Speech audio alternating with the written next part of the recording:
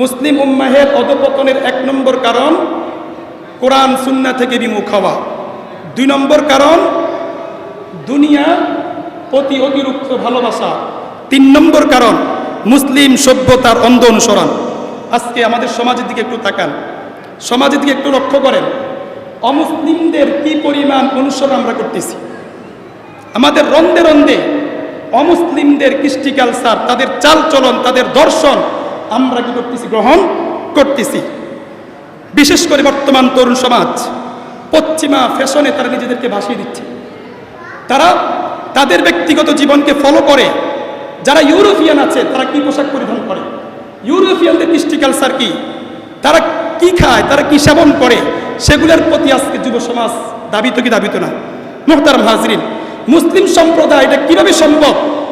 ইউরোপিয়ানরা যে সমস্ত কৃষ্টি কালচারকে তারা গ্রহণ করেছে, আমরা কিভাবে তাদের কৃষ্টি গ্রহণ করি? আমাদের মডেল আছে না? রাসূলুল্লাহ সাল্লাল্লাহু আলাইহি ওয়াসাল্লাম আমাদের মডেল না? মুহতারাম হাজরিন, তাদের ফ্যাশন, তাদের সঙ্গীত, মুসলমানদের সঙ্গীত আছে না? আমরা এগুলো ফলো করি না। এরপরে আসেন, জীবন কিভাবে উপভোগ করবে, জীবন কিভাবে চালাবে? পশ্চিমার থেকে দান নিতে হয়। এজন্য যুবকরা আজকে বিপদগামী। আজকে কেউ জুয়া নিয়ে ব্যস্ত, কেউ খেলা নিয়ে ব্যস্ত, কেউ আবার ইয়াবা নিয়ে ব্যস্ত, কেউ আবার গাঞ্জা নিয়ে ব্যস্ত, বিভিন্ন ধরনের অনৈতিক কাজ নিয়ে আজকে আমরা ব্যস্ত। আজকে আমরা কি ব্যস্ত? আর এই সমস্ত কারণেই মুসলমানদের অধঃপতন। আমরা শুধু বলি মুসলমানরা সারা পৃথিবীতে নির্যাতন কেন হয়, লাঞ্ছনার শিকার কেন হয়?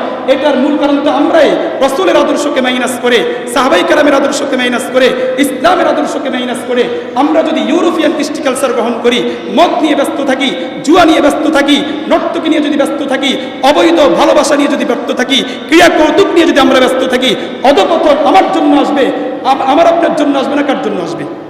এগুলোর মধ্যে কি রবের রহমত আছে? বলেন না। আজকে যুব সমাজ তাদের মেন্টাল কি হওয়া উচিত? তাদের অবস্থা হওয়ার উচিত ছিল সমাজের সংস্কার করা, সমাজকে উত্তম কোনো কিছু উপহার দেওয়া। আজকে উপহার দিচ্ছে গাঁজা, নাউজুবিল্লাহ বলেন না, ইয়াবা, এগুলো উপহার দেয়। এই যুব সমাজ দিয়ে কি হবে?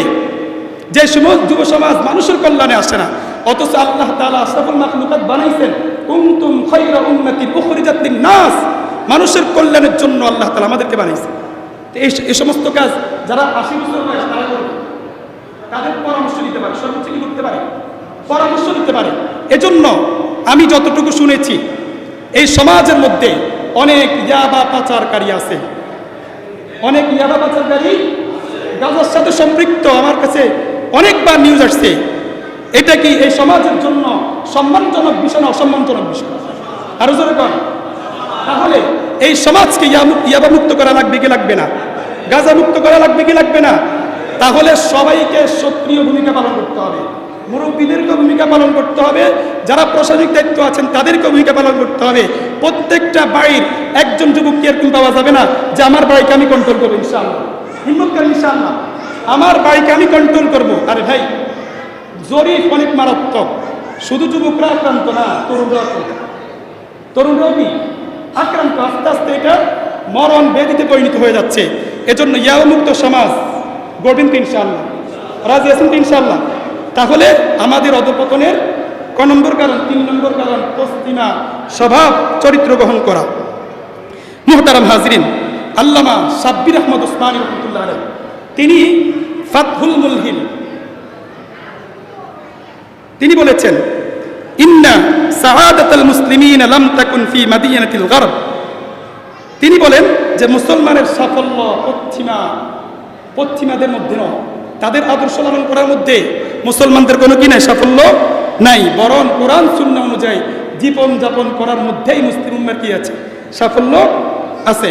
আল্লাহ রাসূল সাল্লাল্লাহু আলাইহি ওয়াসাল্লাম বলছেন, তারাকতু ফীকুম আমরাইন লান তাদিল্লু মা তামাসসাকতুম বিহিমা কিতাবাল্লাহি ওয়া সুন্নাত রাসূলি। আল্লাহ রাসূল বলছেন, তোমাদের মাঝে আমি 2টো বিষয়কে রেখে যাচ্ছি, এই 2টা বিষয়কে যদি তোমরা আঁকড়িয়ে ধরো তোমরা গোমরা হবে না। 1 নম্বর কোরআন, 2 নম্বর সুন্নাত রাসূলি। 4 নম্বর কারণ হচ্ছে ভ্রাতৃত্ব, প্রেমের অভাব এবং পরস্পরের মধ্যে দ্বন্দ্ব। এটা মুসলমানদের অধঃপতনের কারণ হচ্ছে। 1 নম্বর বলছিলাম কোরআন সুন্নাহ পরিত্যাগ করা, 2 নম্বর দুনিয়ার প্রতি আসক্তি, 3 নম্বর পশ্চিমা সভ্যতার অনুসরণ, 4 নম্বর ভ্রাতৃত্ব প্রেমের এবং পরস্পরের দ্বন্দ্ব। আছে না নাই? বাড়িয়ে বাড়িয়ে দ্বন্দ্ব, বাইয়ে বাইয়ে দ্বন্দ্ব, ভাই বোনে দ্বন্দ্ব, গ্রামে গ্রামে দ্বন্দ্ব, আসেনি? মহল্লা মহল্লায় দ্বন্দ্ব। অথচ আল্লাহ তাআলা বলছেন ওয়াতাসিমু বিহাবলিল্লাহি জামিআ, আল্লাহ তাআলা বলছেন তোমরা আল্লাহ তাআলার রজ্জুকে একত্রিত হয়ে তোমরা আঁকড়িয়ে ধরো, মজবুত করে ধরো। যদি আমাদের এই কুতুবপুর সমাজ, এই কুতুবপুর সমাজ যদি মাদকের বিরুদ্ধে, জুয়ার বিরুদ্ধে, এরকম ভাবে অন্যায়ের বিরুদ্ধে যদি তারা ঐক্যবদ্ধ গড়ে তুলতো, তাহলে ইয়াবা পাচারকারী অন্য এলাকার থেকে এলাকাতে ঢুকার সাহস পাইত। কথা বুঝতে পারছেন? তাহলে আমাদেরকে ঐক্যবদ্ধ হইতে হবে। ওয়াতাসিমু বিহাবলিল্লাহি জামিআ ওয়ালা তাফাররাকু, অন্যায়ের ব্যাপারে, সুদের ব্যাপারে, ঘুষের ব্যাপারে, এরকম ভাবে অপশাস্তির ব্যাপারে কোনো আপোষ নাই, কোনো কম্প্রোমাইজ নাই। কিসের ব্যাপারে? কোন নিন্দা কাজের ব্যাপারে। তবে ভালো কাজের উদ্যোগ নিলে সবে আমরা ওয়াতাসিমু বিহাবলিল্লাহি জামিআ। আল্লাহ রাসূল বলছেন ইয়াদুল্লাহি আলাল জামাআ, আল্লাহর সাহায্য মুসলিম ঐক্যদের মাঝে আছে।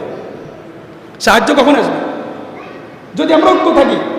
এখন আপনি কইলেন মদের বিরুদ্ধে, আচ্ছা খতিব সাহেব কইছে, অনেক জায়গায় ঘটে, আল্লাহ মাফ করুক, খতিব সাহেব মদের বিরুদ্ধে কইছে, ঘরেদের পথে মাইর দিছে, এরকম বড় সমাজে ঘটনা ঘটছে না? ঘটছে। যদি আমরা ঐক্যবদ্ধ থাকি, একজন করে কাম হইতো না, সবাইকে ঐক্যবদ্ধ হয়ে অন্যায় কি করতে হবে? প্রতিবাদ করতে হবে। এটি হলো 4 নম্বর কারণ। কয় নম্বর কারণ? 4 নম্বর কারণ। এজন্য আমাদেরকে ঐক্যবদ্ধ থাকতে হবে। আল্লাহ পাক রব্বুল আলামিন আমাদেরকে ঐক্যবদ্ধ হয়ে সমাজের সকল অনৈতিক কাজ, সকল মন্দ কাজকে রুখে দিয়ে আল্লাহ এবং আল্লাহর আদর্শকে বাস্তবায়ন করার জন্য তৌফিক দান করেন। সকলে বলি আমিন।